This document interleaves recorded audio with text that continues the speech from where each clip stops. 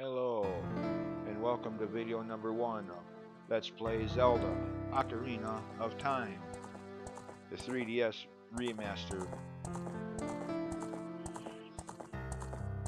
Well, to me, not only the best Zelda game, but probably the best video game, period.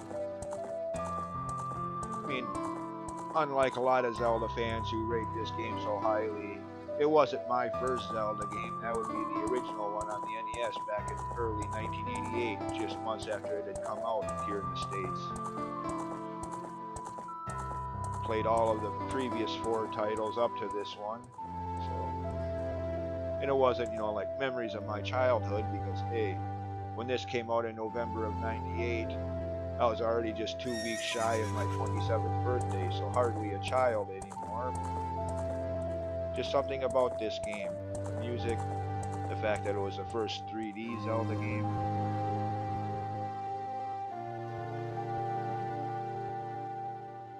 And yes, I am emulating this.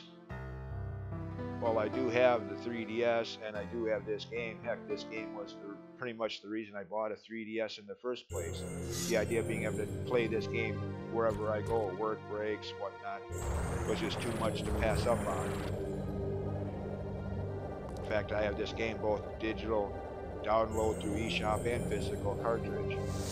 Bought it the day I bought my 3DS on cartridge. Bought it on cartridge the day I bought my 3DS. About a year or 2 later, temporarily misplaced my cartridge, thinking, oh great, I want to play this game and I can't find it. So I download it digitally through eShop, and as it's downloading, I find my cartridge. Hey, yeah, right. Couldn't have found it 20 minutes earlier? Anyways, point being, while I do have a 3DS and a copy of this game, don't have any capture devices for my 3DS, so yeah.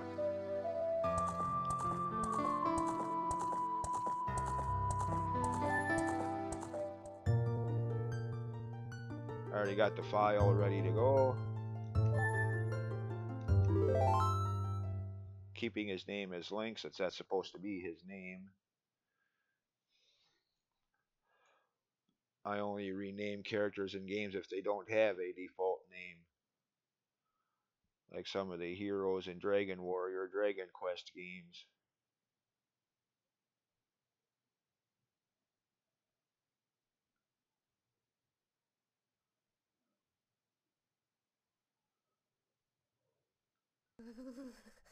Okay, why is it so dark? Not supposed to be quite that dark. Oh well. Of course, this is supposed to be a dream. Man, I have weird dreams.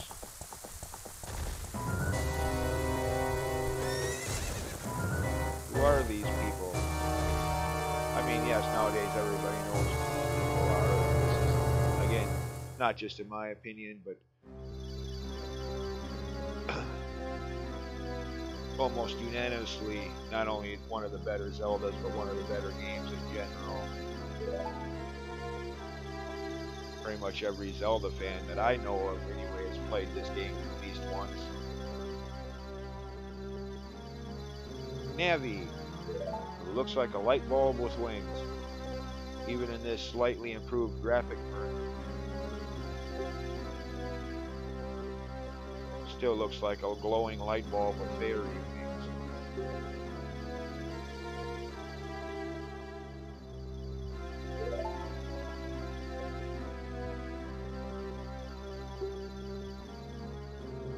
The boy without a fairy.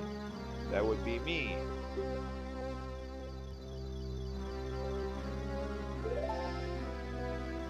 By the way, who are we looking at here? Looks like the tip of a nose and a mustache. Man, that's one big face.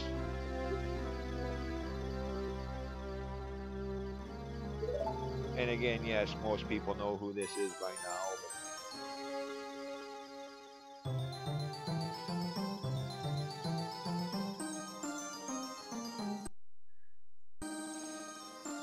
Oops. Skippy Hello. What? Voice acting in a Zelda game? Well, not really. Just little hellos and Link's, yeah, yeah, every time he swings his sword. It wasn't until Breath of the Wild that you really had full voice acting in the Zelda game.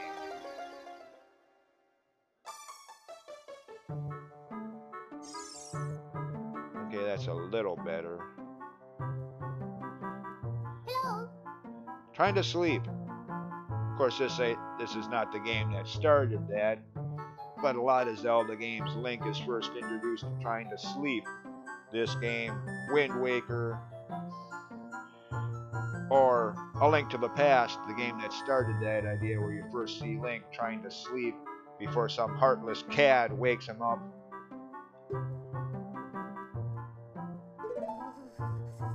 Dude, now you're just being a bothersome fly. Anybody got a fly swatter?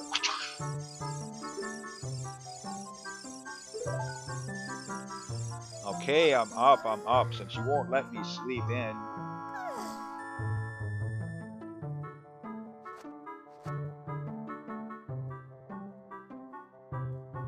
You woke me up to tell me your name. Really? First of all, how'd you know where I live? Secondly, I repeat with emphasis, you woke me up to tell me your name. Well, good for you. Now that I know who you are, would you kindly leave so I can go back to sleep? I mean, I'm trying to be funny here, probably failing miserably at it, but seriously though, think about it. In these Zelda games, does poor Link here ever get to just be a normal kid? He's always destined to be the hero to save the entire world.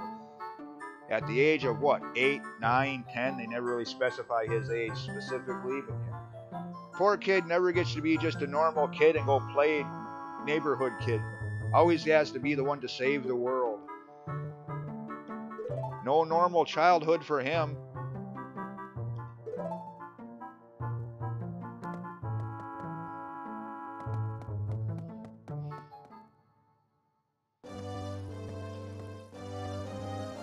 Kokiri Forest.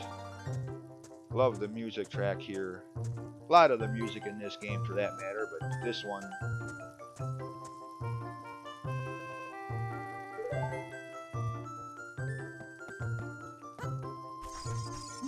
This one stands out. At least for me.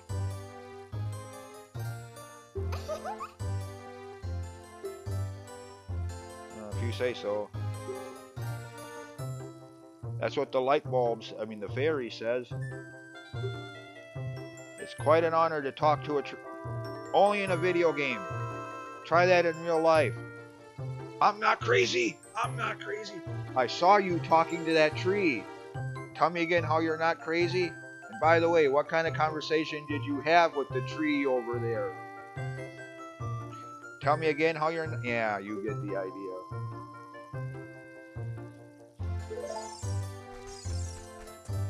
Anyways, the Deku tree is over this way. Well, we could go over there now.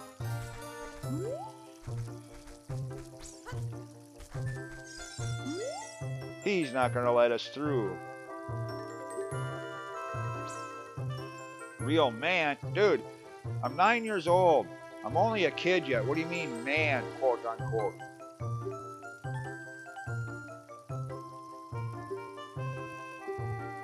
Again, I don't know exactly how old he is. I don't think they ever canonically specify his age specifically. I'm basing that on Zelda 2, The Adventure of Link. The manual states that he was 16 years old in that game. And somewhere in there it says something about the events taking place 7 years after the first game, meaning he was only 9 years old in the first game. So I'm just assuming, maybe incorrectly, but just assuming that that's pretty much his age in any of these games where he's just a kid. This one, Link to the Past, Link's Awakening, Majora's Mask, Wind Waker, any of the Zelda games where he's that young, 9 years old. Anyway, so yeah, he's not going to let us through until we get a sword and a shield.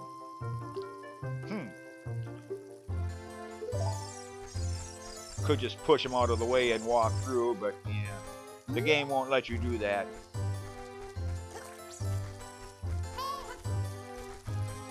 Sword you get free, just gotta find it.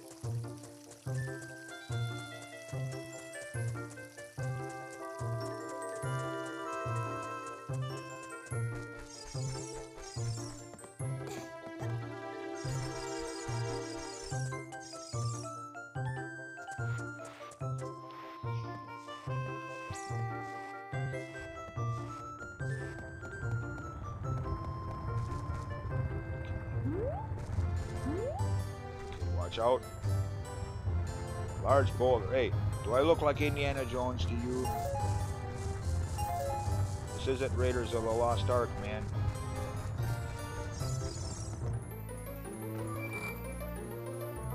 Okay, that's a rather large treasure chest.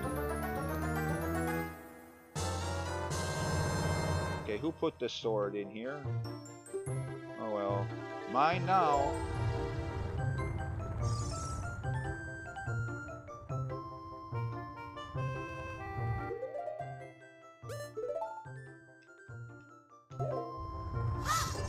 Oop, I just destroyed that sign. Oops. I'm a vandal now. Oh goody. Watch out for the boulder. Ah! Of course it only does like a quarter heart of damage. I mean, you think something that big would kill me instantly, or at least severely wound me, like break a leg or two, but no, it only does a quarter heart damage.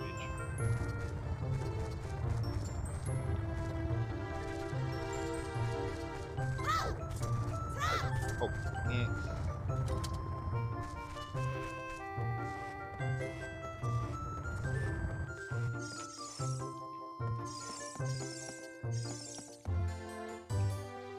Okay, now.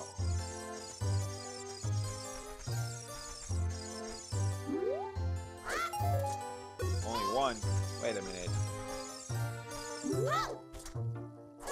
There you go. Blue rupee, $5.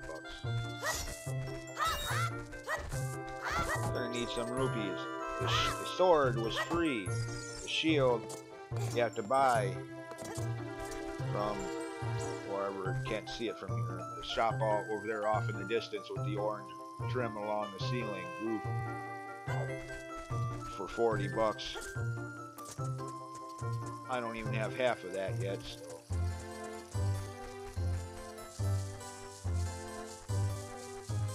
Oh, there's usually okay, well, one.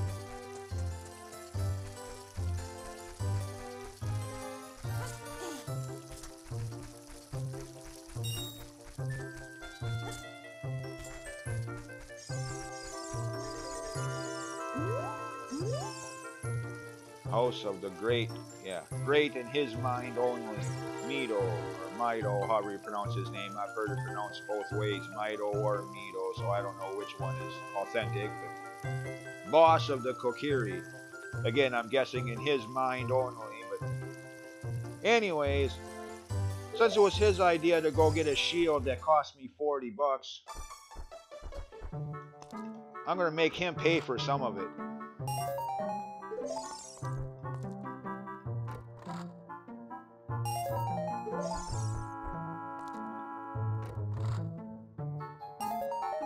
Of course, this chest here is just a recovery heart, which at this point in the game, the only way you'd possibly need this is if you got hit by that boulder trying to retrieve the sword just now.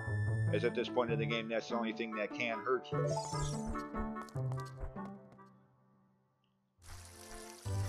At least for now.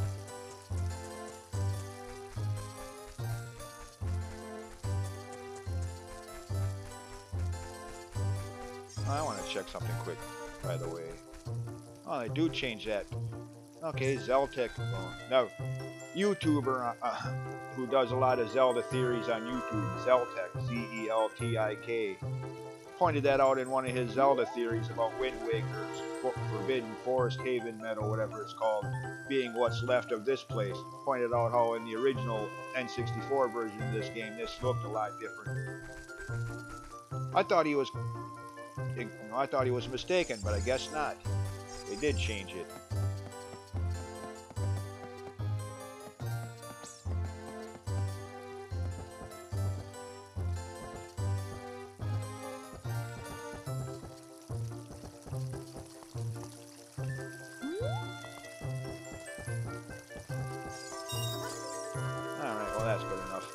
I only need 40.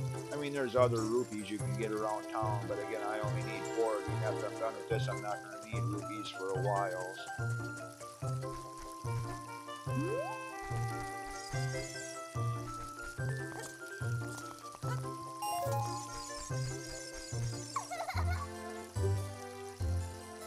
Or Z if you're playing the N64.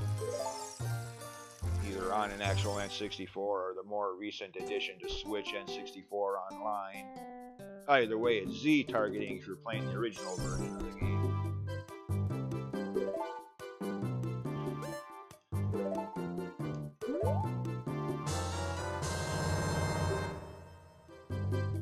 Okay. Oh, that's it for now. Make sure to equip it.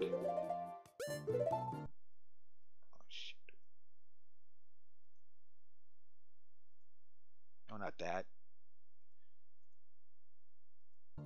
Oops. Blunder.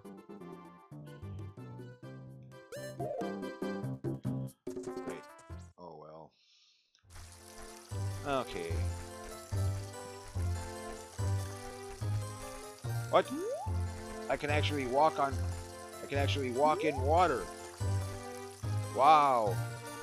Water is not an impassable barrier. Imagine that.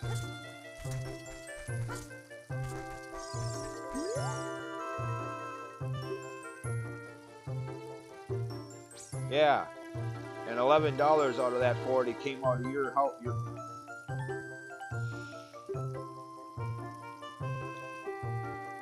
Oh, good. Now he thinks he's Charlie Brown. Oh, good grief. Wimp. Them's fighting words, pal. Kick your... I just smile like I try that, and he turns out to be some Chuck Norris karate expert. Ah! Who's gonna kick whose butt here? As I'm laying on the ground in pain and agony.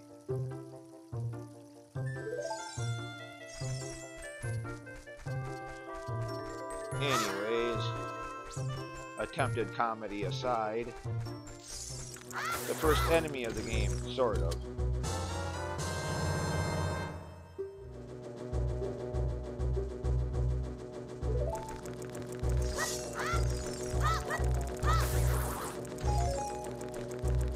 Could sit here going up and going back and forth through this little wooded hallway area, stocking up on these Deku sticks. His primary purpose is to light torches, but you can also use them as a sword substitute. In this game, video game logic strikes again, just like how I mentioned in Dragon Warrior 4, how lava, you can walk on molten lava and only suffer 1 or 2 hit points per step, but water is an impassable barrier. It should be the other way around. In this game, these wooden sticks I've just been collecting actually do twice as much damage to enemies as your sword does. Yeah, video game logic at its finest once again. Wooden sticks do more damage than steel swords. Figure that one out. Lots of luck, you're going to need it.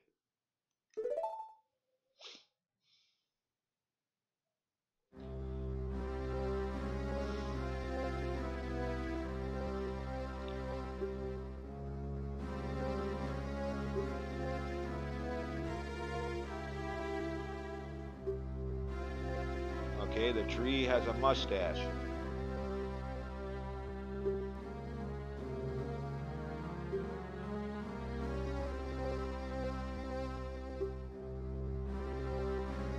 Okay.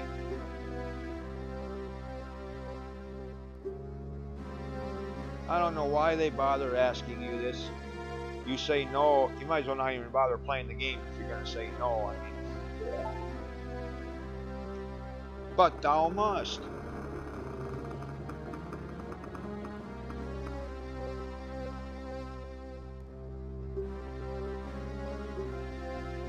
And Link, when Navi speaks, use that icon to listen well to her words of annoyance and wisdom. I mean, I don't mind Navi as a lot of the general Zelda fandom does. You know, she can be annoying at times, yes, but I see her in the historical merit that, again, this was the first 3D Zelda game. Making that transition from 2D to 3D meant a whole lot of new control functions had to be explained somehow, and Navi was obviously how they saw fit to do so. So there is some justification for her existence in this game. But by the time you get to Twilight Princess and Midna still being a companion that follows you through the entire game, that's where I frickin' draw the line.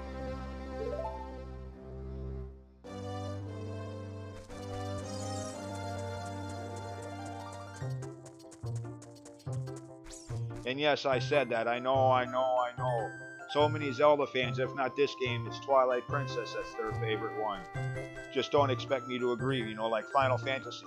So many fans think Final Fantasy IV is the best one. That's fine. You're right to your opinion. To each their own. Salutations and all that friendly jargon like that there. Just don't expect me to agree with you anytime soon. Never did like Twilight Princess. Another Zelda game with another companion character that annoys you through the entire game. Oh golly gee whiz, gee thanks.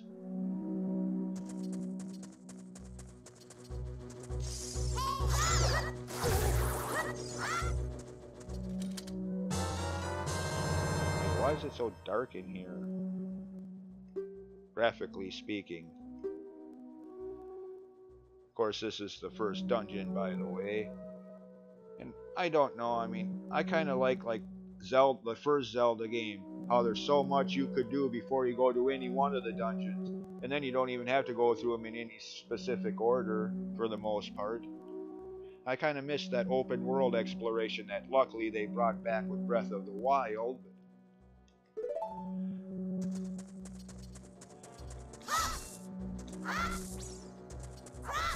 But even in this game, you know, you start the game, you go through those few things, and then you get rushed right off into the first dungeon. I mean, frick, in the first Zelda game, you could have 3 extra heart containers, a sword and a sword upgrade, a tunic upgrade, all before going to any of the levels. Here, no. Or frick, even in Majora's Mask, if you did all the optional side quests before going into the Woodfall Temple, you could have up to 7 heart containers, counting the 3 you started the game with. 7 heart containers before going in. But no, here, you go right to the first dungeon. And then way to go me.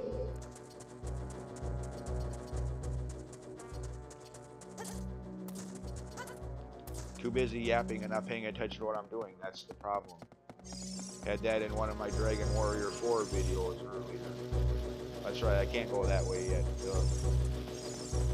I gotta go over here.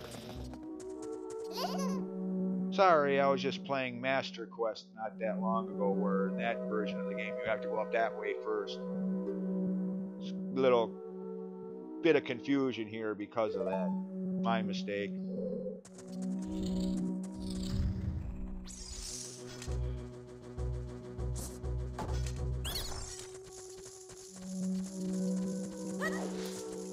Oh, I missed.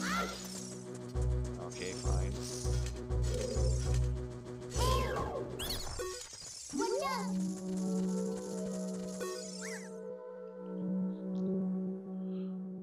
I'll think about it.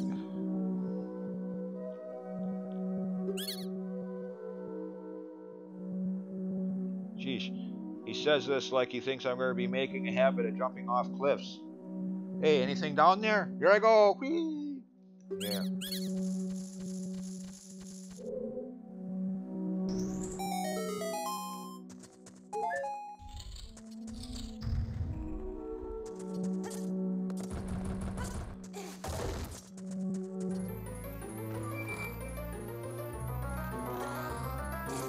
The compass! Oh no. But that's what's in this chest in the Master Quest version of the game, no?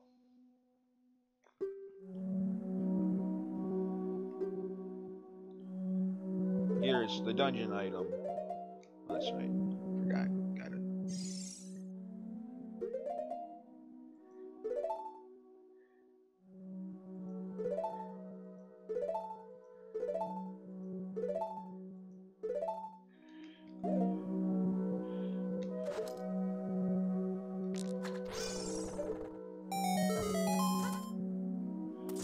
now that I have a slingshot, ammunition for the slingshot, like arrows for a bow. Without this, the weapon is useless.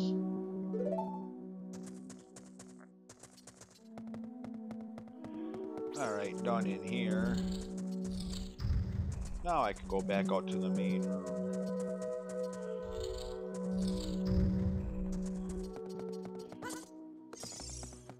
Use my slingshot to shoot these things down.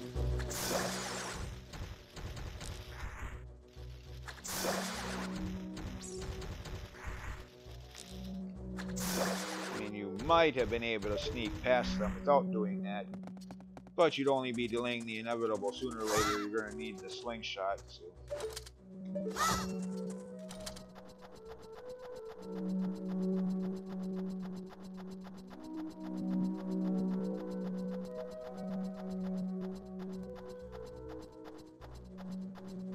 They actually show that there's ground beneath your feet there.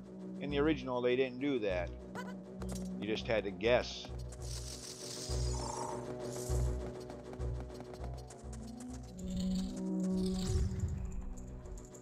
Okay, this room is a lot different. Never mind, just thinking of Master Quest. I said I was just playing Master Quest the other day, so where there's a lot more enemies in this room.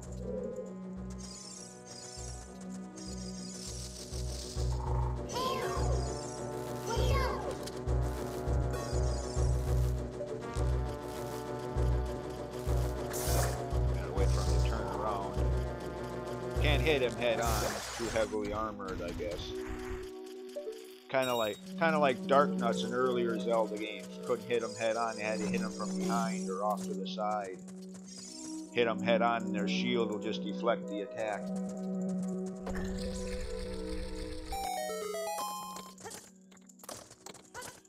Oh, watch where I'm going. That's just a recovery heart.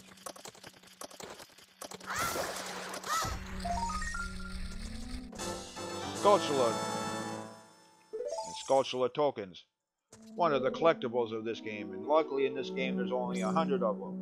Not like a Breath of the Wild with 900 frickin' Korok seeds. Good fucking...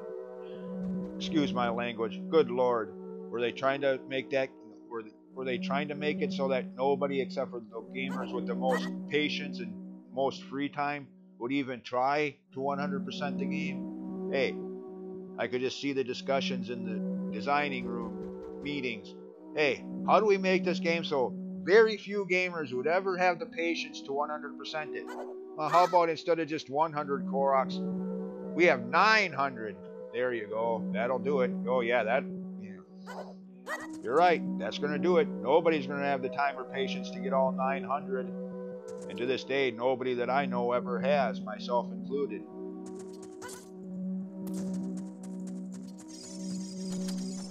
I mean, I love Breath of the Wild, don't get me wrong, but damn, what the hell are they thinking with 900 Korok seeds?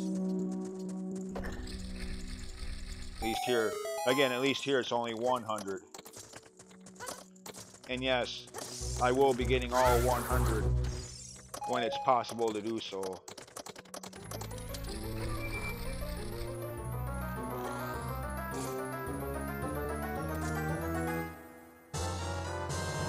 Compass. Or the slingshot, depending on what version of the game you're playing. As again, if you're playing Master Quest, this is the slingshot. They swap the two chests around.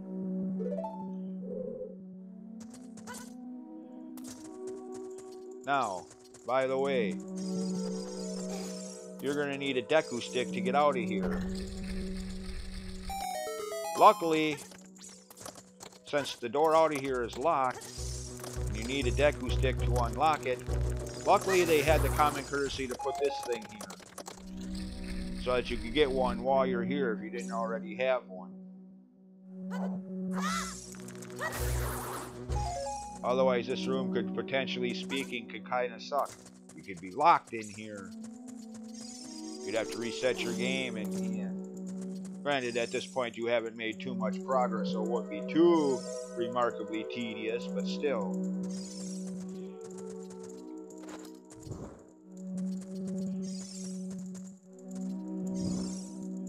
Light the torch to unlock the door. And then slash the sword to preserve the stick for later use. And in so doing, you could theoretically use this same Deku stick through the entire game, if you're only using it to light torches or burn away webbing, the intended purpose for these Deku sticks. However, if you're using them to attack enemies with, they break on contact, so I'd lose the 8 I have real quick that way.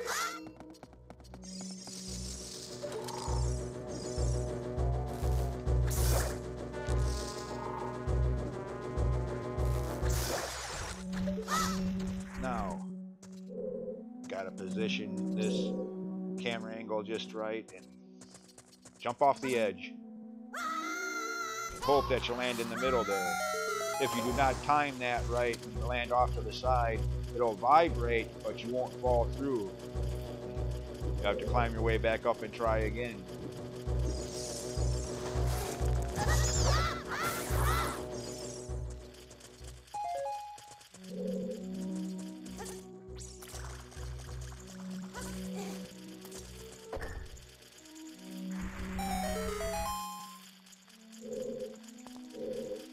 Sculptulas.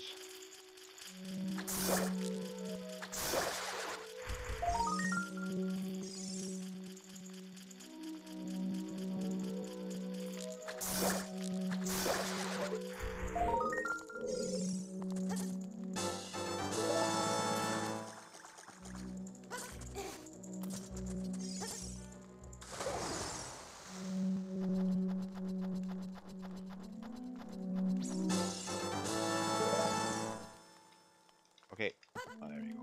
So say drop.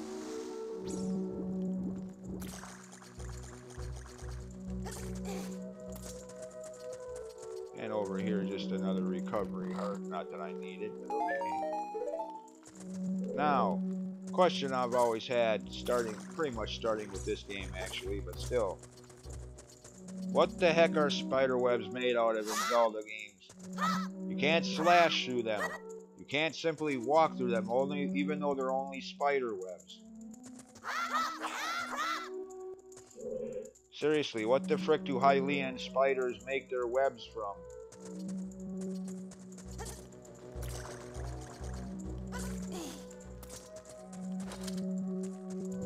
The only way through them is to burn your way through. They're sword-proofed, but somehow they're not fire-proof. More of that wonderful video game logic.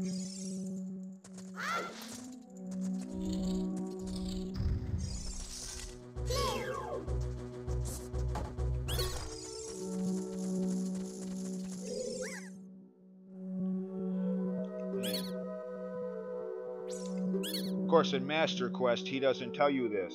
You fight him to the death, yours or his, whichever happens first, and he takes this information to the grave with him, so to speak. You have to find this out on your own in Master Quest, which is kind of, you could argue is kind of jerkish, since it's a different number code sequence in Master Quest, and a different one yet again in 3DS Master Quest.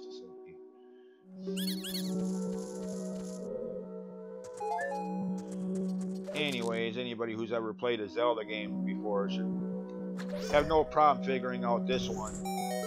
Arrow to the eye, or slingshot pellet in this case. They like doing that in especially the earlier Zelda games. Alright, as long as I'm here and these things keep respawning. Refill my slingshot ammo. Okay, back up to maximum. You can tell by the green highlighted number 30. Oh yeah, this room. I will always remember this room from my first playthrough. Get into the water. Now, keeping in mind, like I said, I'd been playing Zelda pretty much from the beginning, since just months after the first game was released in North America. In the first two games, you could not swim at all. In the first game, you couldn't even get into the water. There was always, keyword there, always barrier stopping you from even getting into the water in the first place. In Zelda 2, you could, but you didn't want to because it was instant death. The moment you touched water, you melted, like Margaret Hamilton in The Wizard of Oz. Ah, I'm melting. in the third and fourth games, Link's Awakening and Link to the Past and Link's Awakening, you could swim once you got the flippers. So, with that thought in mind, I get to this point right here in this game and I'm thinking, oh great, I need flippers. Oh goody, where do you find them at? And much to my embarrassment now, looking back at it 20 plus years later, I waste a good hour or two talking to everyone, exploring everywhere that I have access to at this point in the game, trying to find the non-existent flippers.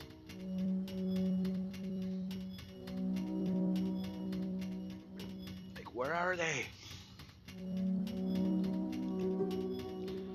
Finally gave up, come back here and like, okay, I'm probably gonna die like in Zelda 2, but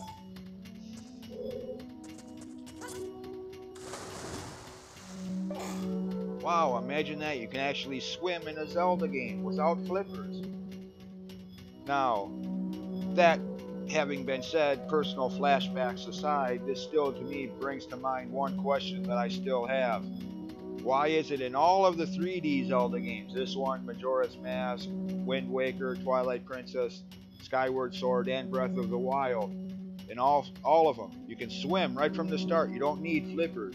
But in all of the top-down aerial view 2D Zelda games, you either can't swim at all, as I was just saying, or even games like Minish Cap, Link Between Worlds, you need flippers. A little consistency from one type of Zelda game to the next would be nice. If you need flippers in the 2D games, why not in the 3D ones as well, or vice versa? If you can swim right from the start in the 3D games, why can't you get the idea?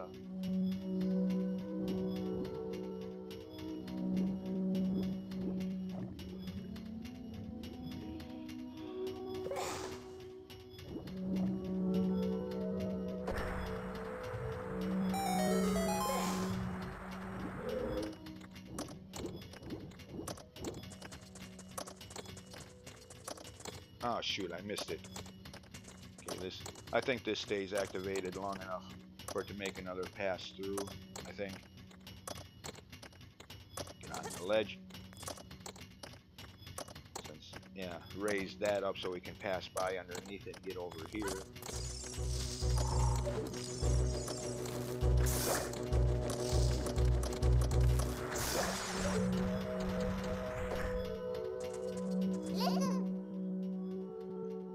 There's Navi explaining the mechanics of block pushing puzzles. Again, this being the first 3D game, you know, at the time I suppose they felt a little different here.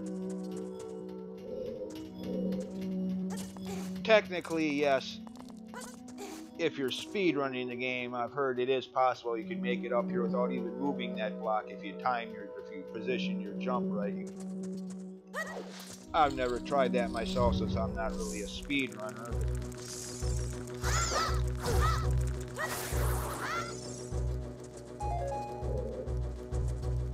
Anything else in here? Nope. Okay. At least not in this version of the game. Oh, yeah, okay, that's one. And again, at least they have the courtesy to put one of those Deku Babas in this room. So if you used up your stick since the last time, you can get one back right away. Since getting to the next room depends on having one.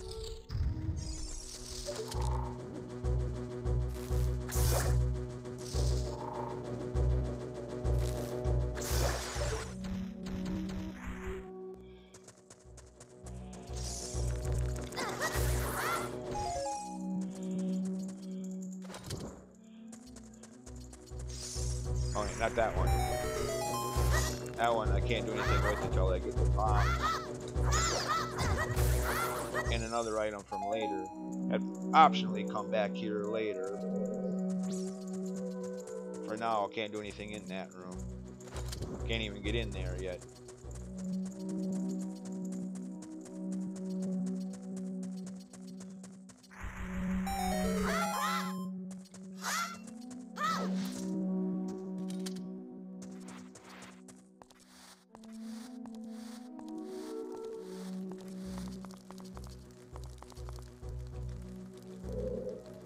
Back to, yeah. All that was just to get up here on this upper ledge so that you can push this block down.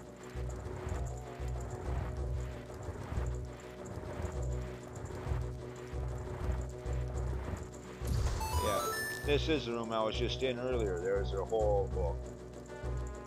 Yeah.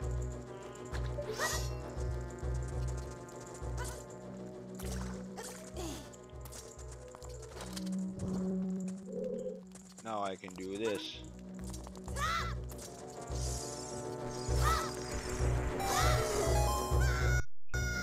Get down here. Pick up some recovery hearts. Now, remembering the Deku we spoke to earlier said something about 2, 3, 1. Yeah, stupid me on my first playthrough, primarily because of the confusion with the swimming bit and whatnot. By the time I got here, if I had even noted it in the first place, I had forgotten about it. Well, let's just say I actually died here on my first playthrough, because if you don't defeat these Dekus in the proper order, they keep respawning over and over again until you either die or get it right, whichever happens first. And yeah, and on my first playthrough, yeah.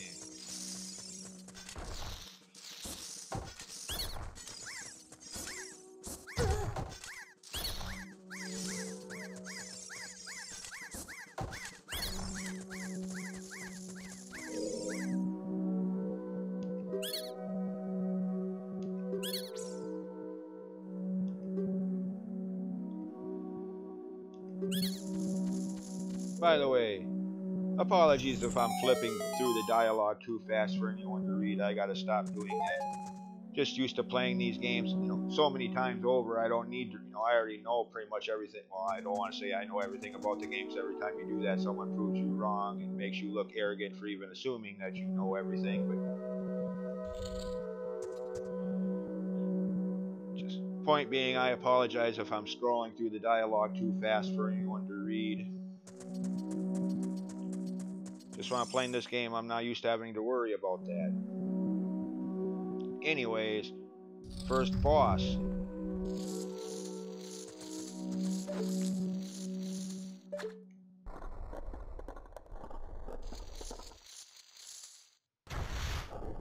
Goma. Man, you've grown since the first game. Where Goma here was the boss of level 6 first quest. Or level 6 second quest, too.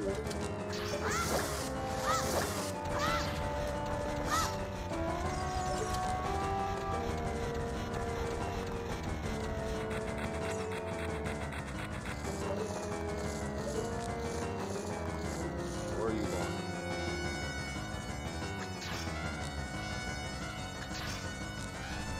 Dang it, I missed. Okay, fine.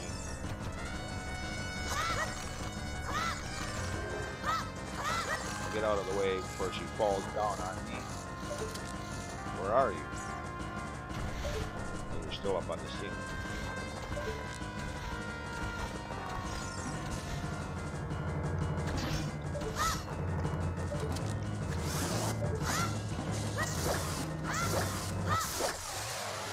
Again, Deku sticks do twice as much damage. Or if you Z target jump attack, it's 4 times as much.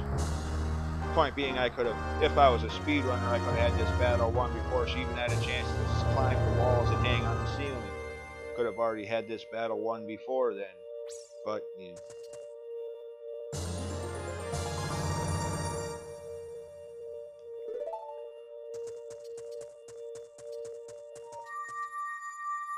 Anyways, so much for the first dungeon. Like most video games, the first level, basic tutorials, blah blah blah. Shorter in contrast to later.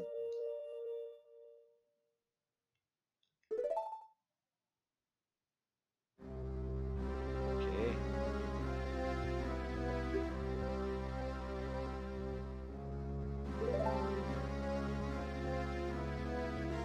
Sure.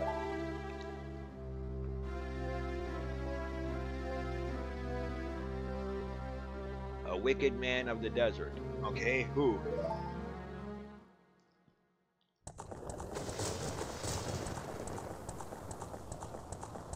Okay, who is this guy? Yes, by the way, everybody knows who he is nowadays because of Smash Brothers, because of Wind Waker, Twilight Princess. Pretty much any Zelda fan knows who he is now. But back in 1998, when the other Zelda games and Smash Brothers didn't exist yet, and the internet was just starting to catch on, the identity of this person wasn't so widely known yet then. And that's what I'm basing that kind of commentary on. The thoughts that might have been running through your head in 1998 as you were playing this game at the time of its initial release. Like, who the hell is this guy? Never seen him before.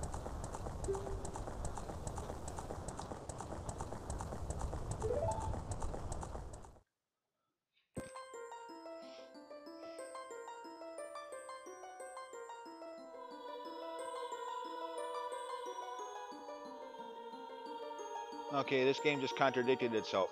Before there was life, the goddesses ascended on the chaos. If there's no life, how can you have chaos?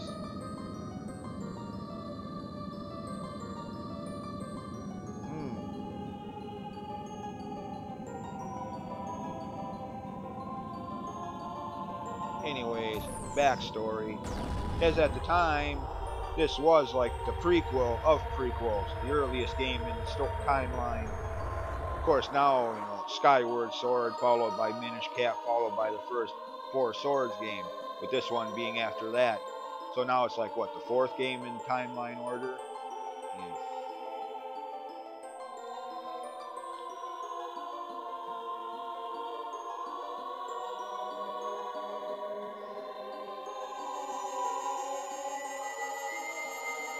Of course, I still have my doubts as to the Zelda timeline, but maybe I'll make a separate video about that someday. For now, that's another topic for another time. Just suffice to say, I am very skeptical of the idea that they had a timeline in place from the very beginning. Again, I'm not going to go into much detail on that here and now, but I will say that if they had the timeline in mind from the very beginning, and why were the first two games at the arse end of the timeline? I mean, to this day, Zelda 2, other than maybe Breath of the Wild, Zelda 2 is still the last game in timeline sequence. The second game they made is the last BS. They didn't have no timeline in mind until around the time they made this game. Then maybe, yes, around the time Enuma joined the production staff. He himself probably thought of the timeline, since he seems to insist that they had it there from the beginning. Yeah, the beginning of his time as a Zelda producer, maybe, aka this game. Anyways, like I said, I'm not going to... I just find it very skeptical that they had the timeline in place from the very beginning, that all of the first several games were at the ass end of it. Sorry, I'm not buying it. I think the timeline, as interesting as it is, don't get me wrong, I have the Zelda Encyclopedia, I have Hyrule Historia. As interesting as the timeline is, I personally think it's something they just concocted to appease fans with the ever-growing popularity of the internet. Anyways, that's my thoughts on the timeline. Moving on.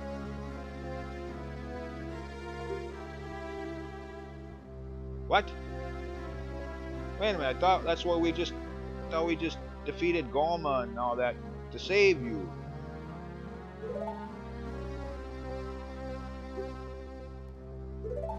But you're gonna die anyway? What?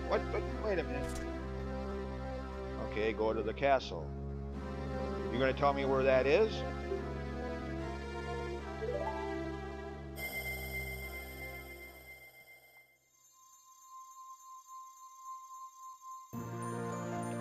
Whoa, look at the size of that emerald. It's almost as big as my hand.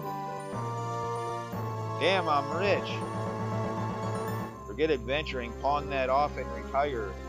Well, actually, I don't know. I'm not an expert on the exchange rate of rare gems, but I'd imagine you can make quite a bundle from an emerald that size. I mean, we're not talking some pea-sized engagement ring emerald here. I mean, again, about the size of my hand, if not bigger.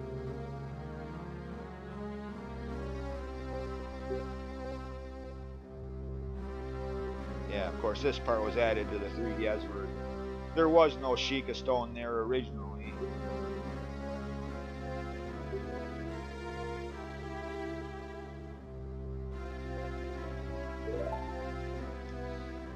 least I don't think there was. Granted, I could be wrong about that. It's been a long time since I've actually played the original version of the game.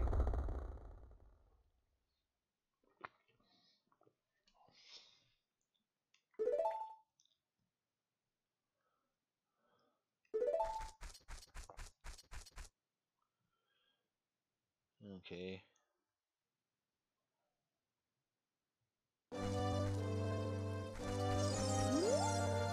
What do you want now? Yeah, he did actually. What? Hey, wait a minute. I had nothing to do with it. Of course, legally speaking, it's not looking good for Link right now. I mean, in the real world, someone dies, and it's a well-known fact that you were the last person to speak to that person while they were still alive. Suspicion is quite often placed on you that you had something to do with their death. I mean, after all, you were the last person to see them alive. So yeah, with that thought in mind, things are looking too good. Yeah, I'm thinking way too much into this, I know. Nothing happens here except for he storms off. Oh well, let him be mad at you. Who cares what he thinks anyways? Okay, so I gotta go to Hyrule Castle.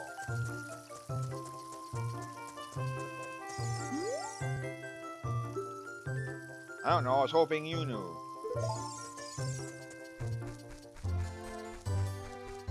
Well, hello there. What? Wait a minute. We'll die if we leave the... That damn tree just sent me on a suicide mission. Well, you know what? Screw it. I'm not going. I'm staying right here. I don't want to die yet. No.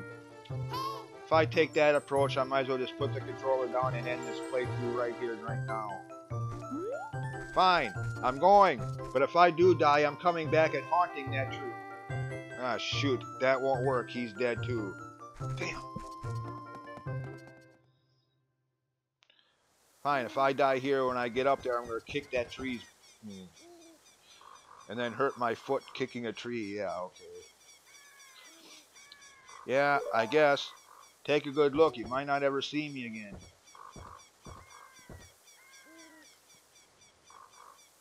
I mean, obviously, you're not going to die. That'd be a cruel, sending out there. Yeah, that'd be a cruel trick on the behalf of the developers of the game. And I highly doubt this game would have earned such high praise still to this day as it does if that was the case.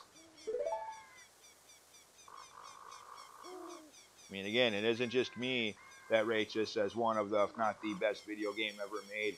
Take a look at any video game ratings. This game usually is up there in the top 3, if not #1. Some of the highest review scores in the entire history of video gaming are for this game. So, yeah. Anyways, practical fanboy gushing aside, this is one of the criticisms I have for this game. She's going to give me this Ocarina now. And well, spoiler alert, spoiler alert, spoiler alert. Later we're going to get the title object of this game. The item, the Ocarina of Time. Why? We already have an Ocarina. What's wrong with this one? And what are we going to do with this one when we get the Ocarina of Time? Just throw it away. You don't need this one no more. I mean, you basically do. This one disappears. It's never seen on your inventory again from that point on. Just the Ocarina of Time. What happens to this? Our departing gift from our dear friend. What do we tell her if she asks us, hey, what happened to the Ocarina I gave you? I threw it away. I hate you. I never want to see... Yeah, we're not going to have too many friends if we keep treating them that way, throwing away their presents. Again, I know I'm thinking too much into this, but that's what happens when you play a game as many times as I've played this one.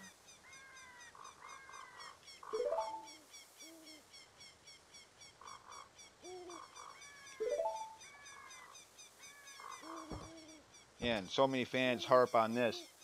Oh, you could have at least given her a hug. Blah, blah, blah. Keeping in mind they're what, 7, 8, 9 years old, guessing?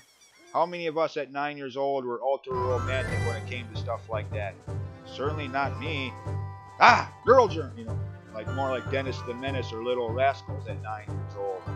A few years later, once puberty and maturity hit, then it was, oh yeah, yeah, you know, you get the idea without being too graphic or bordering on pornographic. You get the idea, but yeah, at 9, come on, who at 9 years old is really thinking about love and hugs and kisses and romance yet? Give me a frickin' break, people.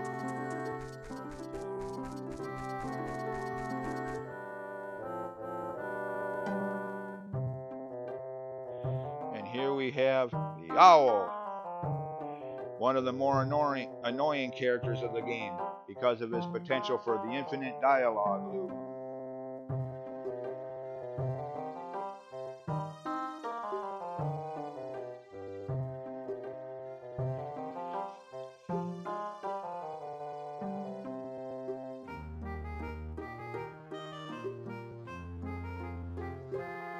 Did you get all that? To which you want to say yes, unless you actually do want him to repeat it. But yes is at the bottom of the list.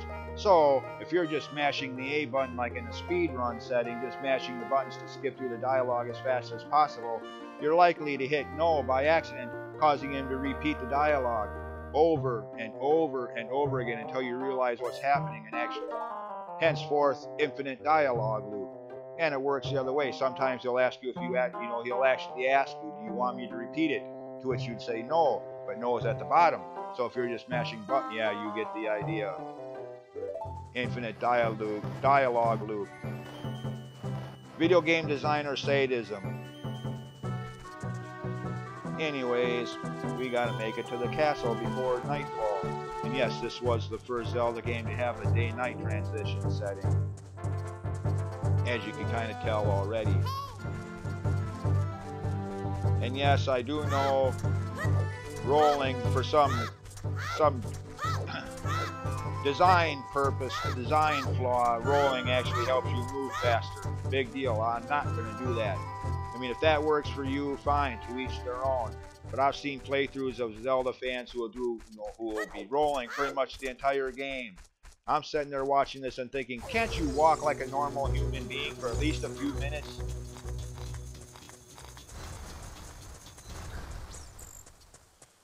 I mean, yes, I get that it makes you move faster. So what? What's your frickin' hurry anyways?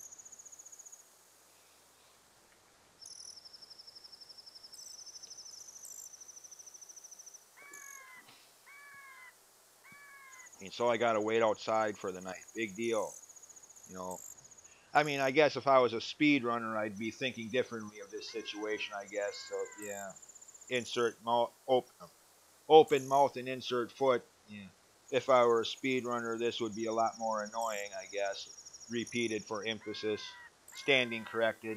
But since I'm not, big deal. So I have to wait outside.